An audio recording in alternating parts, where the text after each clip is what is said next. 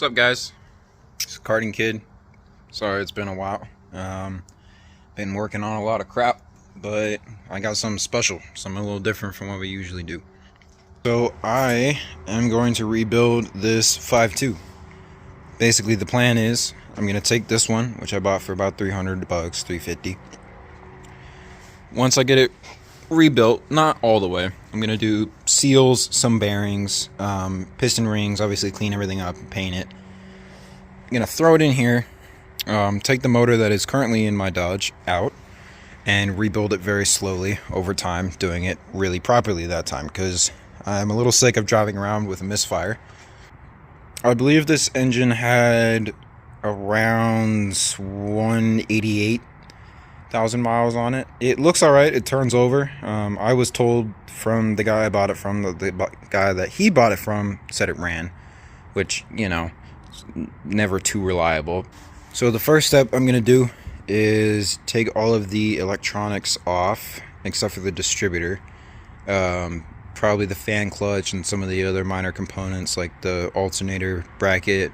But yeah, I'm pretty excited. It's going to be a fun project. I tried with the 5.9, but it was just a little bit too far gone, so now I have a honed and cleaned up block just lying around, so if anyone wants it, let me know.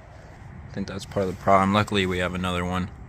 Oof, yeah. A little bent. Harmonic balancer looks alright. Looks like none of the freeze plugs are leaking, but we're going to be replacing those anyway. I'm a little disappointed on the amount of rust, because I was hoping to just clean it off and not have to brush everything down. But, you know, take what you can get. And unfortunately, my tripod broke, so the way we're going to have to be doing this is short clips, unfortunately, of what I'm doing. I will try my best to include as much as I can, but a lot of this is going to be done off camera, just because I either will not have time to film it because I work full-time, or it's something that's going to be a pain. So, appreciate you guys. It's good to be back. Hopefully this video won't take too. The first thing I'm going to do is remove all of the spark plug wires and the ignition coil, just to get a lot of the electronics out of the way. Luckily I have other spark plug wires, and these are labeled, so I will be able to put them back in right order. But this stuff up here I just need to get out of the way. This is already pretty much removed. Oh, okay. Oof. I wonder when that happened. But to take this off, there's just these two Phillips head, which are pretty much every single time I've come across them, they've been stripped. So I'm just going to take a pair of vice grips and knock those off. That bracket comes off with a bolt right here, and a bolt right here comes off with the tensioner, so that's going to be all free. And I'm really just going to have to get a lot of small bags and label everything, which I'm going to go do right now. But okay, well, I got all that off. Looks like someone's been in this thing before. The other good thing is I have a bunch of extra of these just in case I lose one, just because of that other engine I took apart.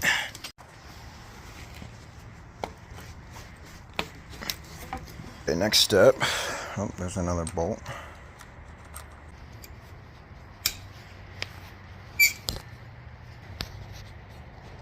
Alright, there is one.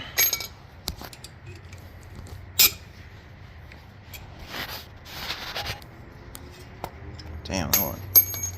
Get that out with my hand. Okay, cool. I'm gonna pull the water pump, just see what that all looks like. It's more just will be an indication of what I'm gonna find inside the block when I pop these freeze plugs. Okay, well, it just came off with that last bolt, so I guess there's nothing else holding it on. It actually looks relatively new inside. I mean, that is perfect. That is gorgeous. The other two I've taken apart have pitting right here, and it does not, and that impeller looks pristine. Main thing I'm worried about is because with these 5.2 and 5.9s, a very common problem with the whole reason I couldn't use the heads off of this one is they crack right at the valve speed, right across the two valves, so you get a ton of compression loss, and that is a very well-known issue. But that looks good in there. I'm going to look through all this with a bore scope especially the freeze plugs when I knock them out, but it's looking good so far, man. And there's a lot of sludge in there. Oof. Ooh. Yeah, that's slightly disappointing, but it's not the end of the world. Later, I'm probably not going to end up using that again, just because I have the ported one on here. Less than ideal, I will not lie. This should be a 22 mil. I'll take that off.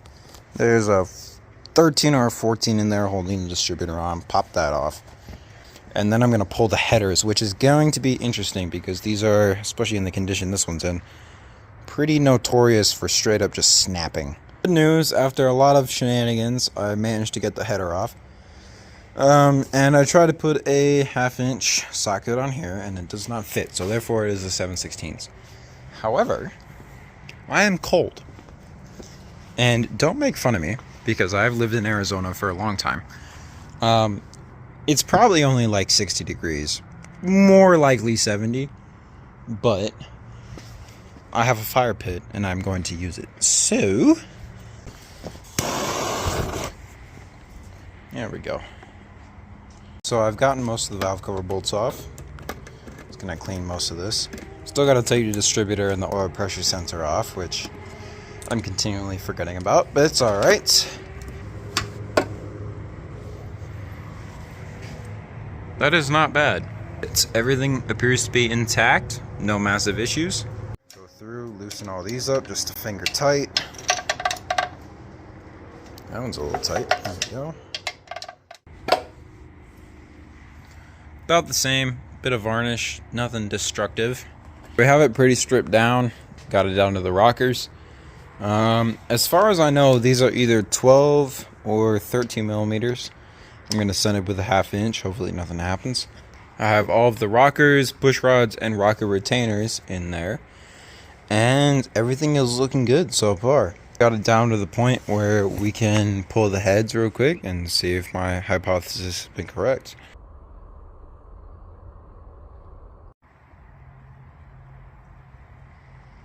I've been using a 16 millimeter to break these bolts open. I'm gonna keep breaking every single bolt loose. There's 1, 2, 1, 2, 1, 2, 1, 2, and 1, 2. So a total of 10 bolts holding the head on. I would recommend having a breaker bar. I'm gonna see if I can pull it with one hand while holding the camera. Oop. Oop. Looks pretty dirty. We're gonna inspect it real quick. Overall, just looks pretty dirty. Doesn't look too bad except for that cylinder. And then going back to the block, it is not great, I will not lie. As far as I can tell, it just looks like a lot of corrosion. Dirty as they are, I think these heads are not cracked. Okay, he definitely filled it with ATF because there's now ATF all over my boot and all over my driveway, which makes me very happy. I love that so much. Oh, the other head looks good, and from what I can tell, at least until I clean up this one is good as well. I tried to get it to turn over fully, but the rust in the cylinders is not helping. Day 2, or night 2 actually. I just pulled the crankshaft pulley off. Get you a better idea. And I found one of my harmonic balancer pullers. So hopefully I have all the right bolts and crap. These holes are all threaded. You just get one of these, like a standard deal. Bolt it all up and then just slowly, inch it up. And then I'm gonna pull the timing cover, see if, because this has been opened before, and it makes sense that this looks so good is because it's probably been replaced. Hopefully that means while he was in there, he did the timing chain. I'm probably still going to end up getting a double roller for it. I was doing some research today, whether I should take it to a machine shop and get it decked, or if I should just clean it up and then take a machinist stone and go across, or if I should just clean it up and leave it. A lot of people are saying, oh yeah, just send it. It makes me a little nervous. The only reason being, if these heads did overheat at some point and they're warped, that's compression loss pretty much no matter what. Got the harmonic balancer off. It's a bunch of 14mm/9/16 bolts that take that all on. And you do have to pull these out of the oil pan. I think what I'm gonna do next is pull the upper cam gear, upper timing gear, and then pull the lifter retainer, and then get all the lifters out, make sure I have them in a bag so I don't lose any of them. So the lifter retainer, this plate right here, is held in by a few 13mm, and then that all comes off.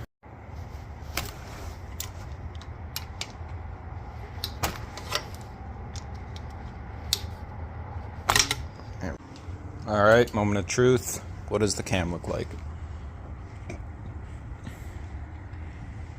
Bit of wear.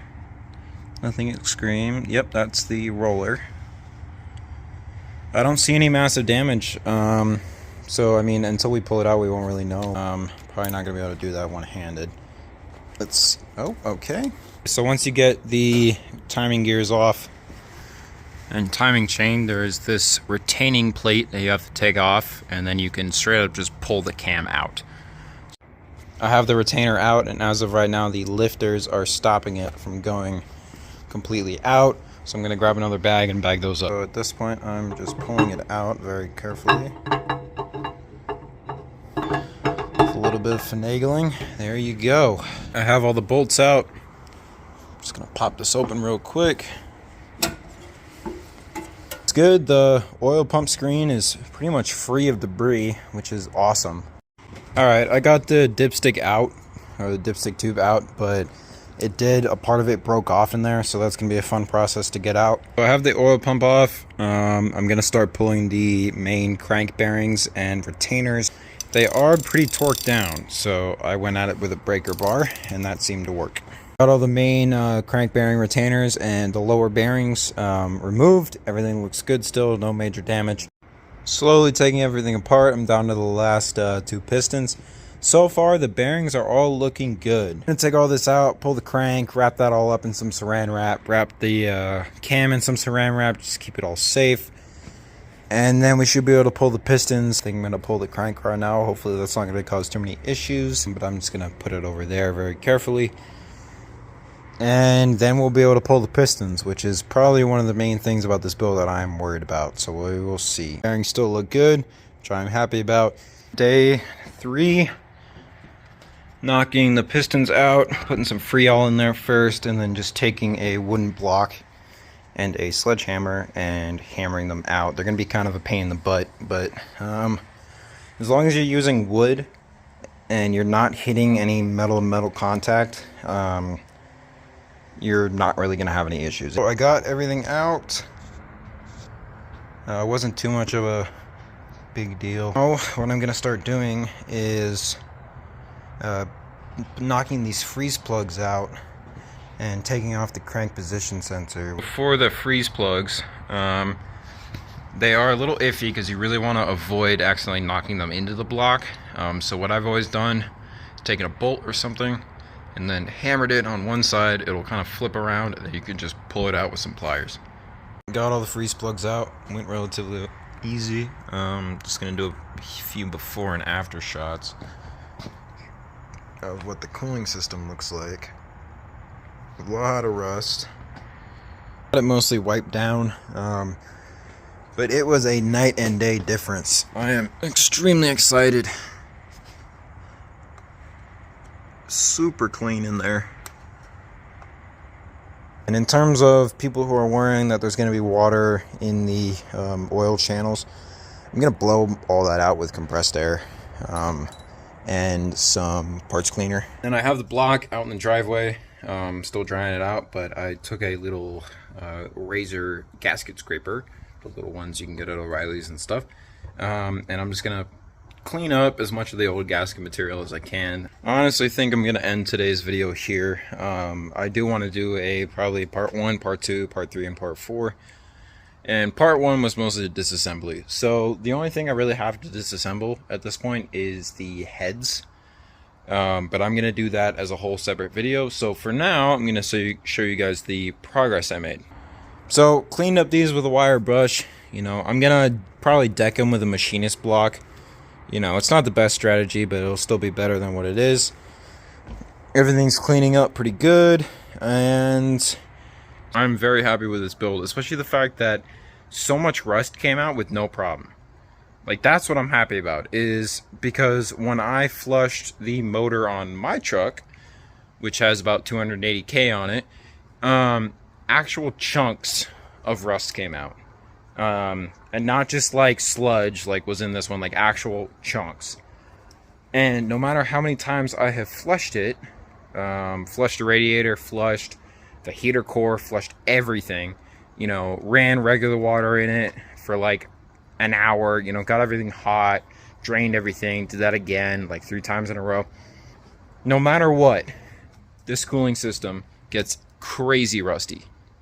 Like, gross, to the point where I actually kind of worry about it. The fact that this one cleaned up so nice is really refreshing. Part of me is debating using this block for the 500 horsepower build, because I have plans. The reason I was gonna pull this one out and let it sit for a while I get money is because I wanted to put Edelbrock Performer heads, I wanted to put a Hughes M1 intake, I wanted to maybe even stroke it out, plus, you know, high comp pistons, all this other stuff. I've seen other videos, like shout out that guy who built that twin turbo automatic 5.2 out in Minnesota. That thing is awesome. I'm pretty sure it ended up making about 800 horsepower. I've seen other builds on Hughes engines make up to 1,000 with a 5.2. So my original plan was to use, you know, this one for now, at least so I can get some of my compression back, you know, have some fun, get a good motor in there, and then rebuild that one slowly. But part of me is thinking maybe I should do this one. So I guess we'll see how it goes. Thank you guys for tuning in. I'll have this video out soon. I'm not going to be doing too much editing. It's just going to be more or less raw footage. And once again, I'm sorry for the production quality going down, but as of right now, this is all I can film, and I want to get this all out to you guys. So appreciate you guys. Have a good one, and stay tuned for the next video. Next video, we're going to be disassembling the heads and cleaning everything fully.